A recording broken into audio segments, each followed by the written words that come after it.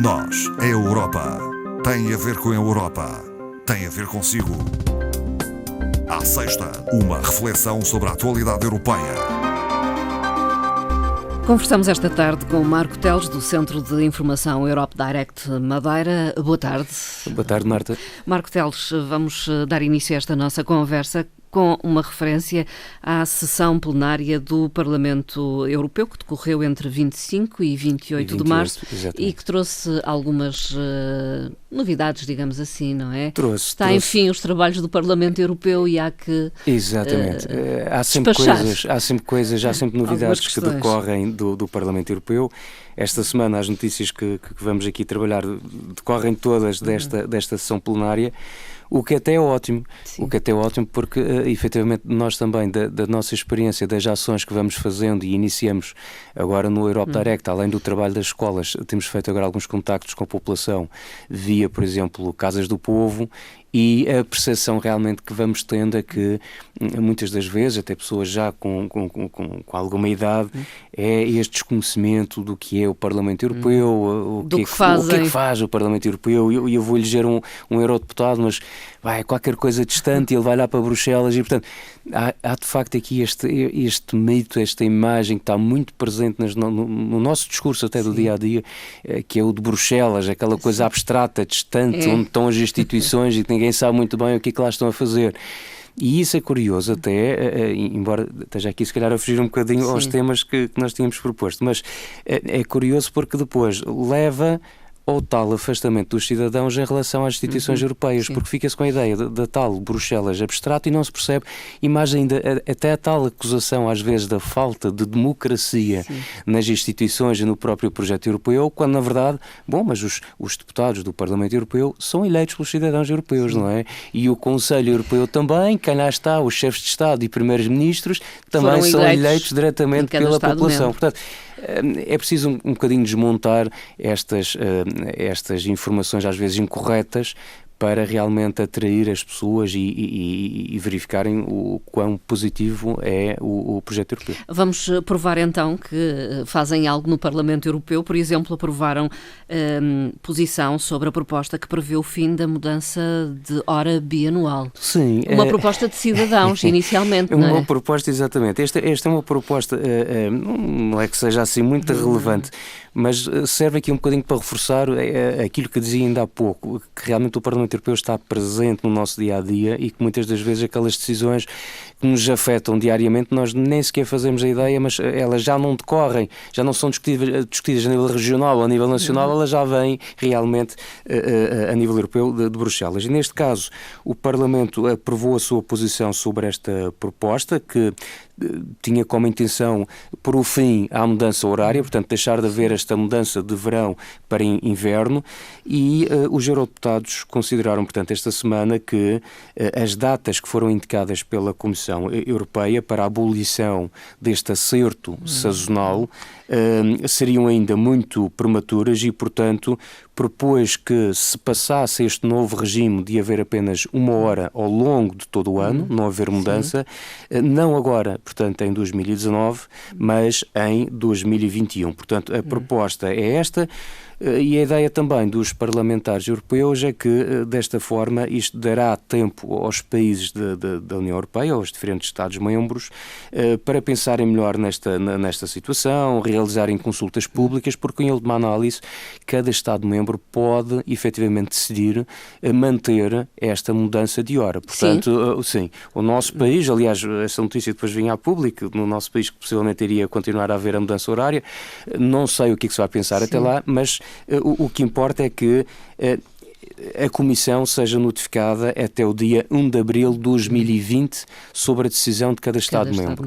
E a partir daí haverá com certeza alguns países que vão ficar pela ideia de manter um horário fixo durante todo o ano, e haverão outros que, mantendo esta semelhança, que é no último domingo de março passa para o horário de verão. Que é agora, este fim de semana. Portanto, neste caso nós vamos fazer a alteração, e depois mais tarde no último domingo de outubro, salvo erro, que passa para a hora de inverno. Portanto, mas é algo que fica em aberto então até 2021.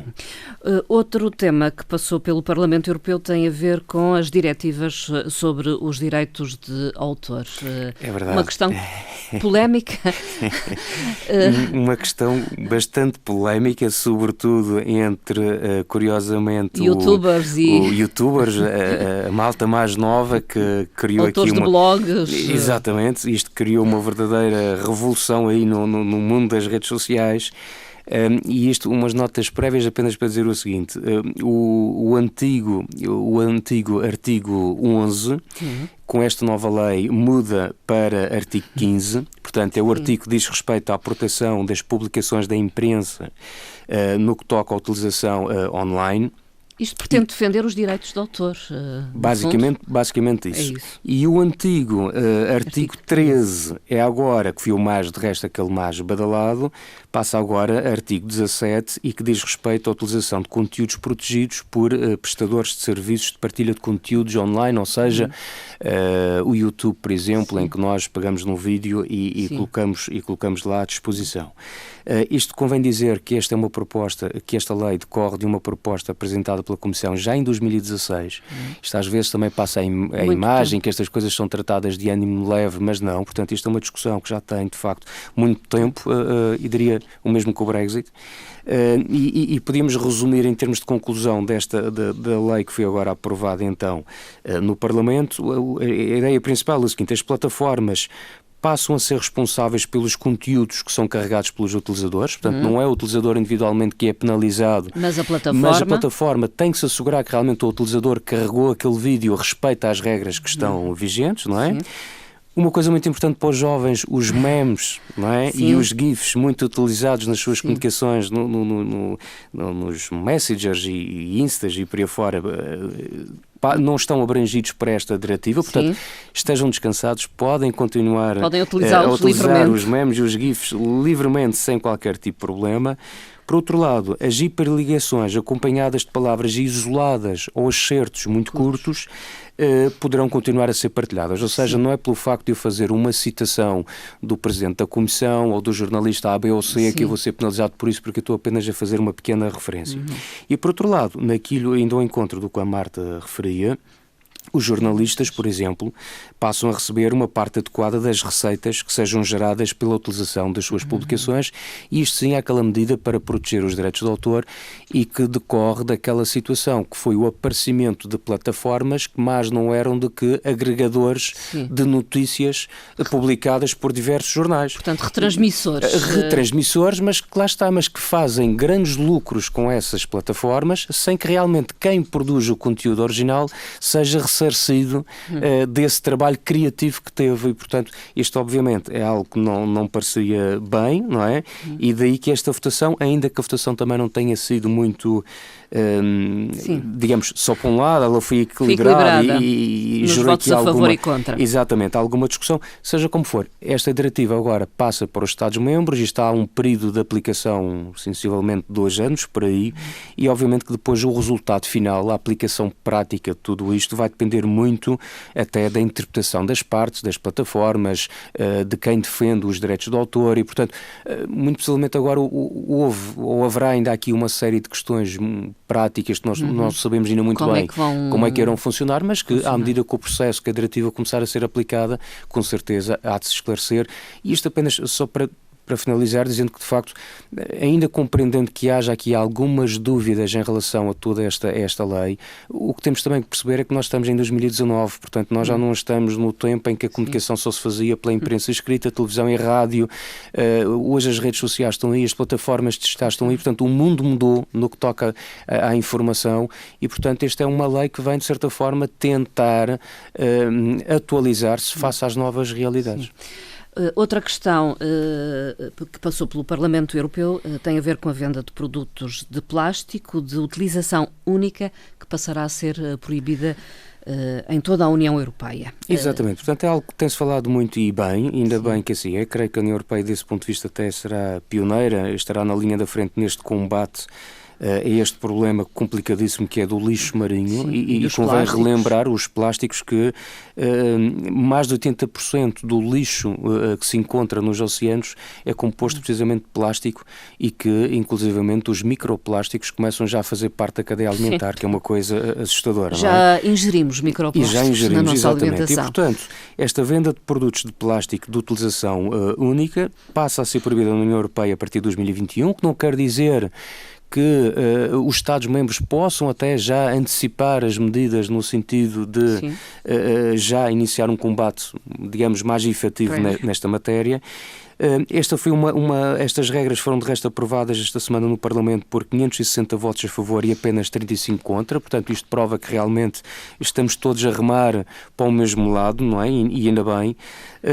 E desse ponto de vista há também aqui uma informação que tem a ver com aquelas situações, por exemplo, estou-me a lembrar dos toalhetes úmidos ou pré-umedecidos que se utiliza muito para questões de higiene pessoal e para os bebés também, que neste caso não vão ser obviamente proibidos, mas este tipo de material vai ter que ostentar uma identificação na sua embalagem para informar os consumidores da presença de plástico e dos danos que esse plástico pode causar ao ambiente, sobretudo se não for feita a devida utilização e a reciclagem como deverá ser feito nestes casos. Portanto, acho que caminhamos no bom sentido para este combate, que é um combate de todos, não é? Sim. Em relação à questão dos plásticos. Outra questão, ainda uma preocupação com o meio ambiente e tem a ver com a redução de emissões de CO2 dos automóveis. Sim, apenas para dizer que foram aprovadas outra vez novas metas para a redução das emissões de CO2 dos automóveis na União Europeia, relembrando que os automóveis e os veículos comerciais ligeiros representam 73% da emissão dos gases de estufa do transporte rodoviário e, portanto, não é nada de novo, nós todos percebemos que, de facto, o combate às emissões poluentes e, sobretudo, relacionadas com o transporte rodoviário tem que ser um combate mais efetivo, não é? Os Estados-membros todos já perceberam isso, alguns estarão mais adiantados que outros, nomeadamente no que toca à questão dos incentivos à aquisição das novas viaturas, nomeadamente as viaturas elétricas. O que me parece que tem que ser debatido juntamente com esta questão é que acho que o tema da mobilidade deve ser discutida na sua globalidade e não por partes. E eu vejo muita discussão em torno da questão dos poluentes. Obviamente aqui é interessante saber entre o veículo a combustão e o veículo elétrico. Claramente o elétrico mais poluente? Está em vantagem, sabemos que será benéfico.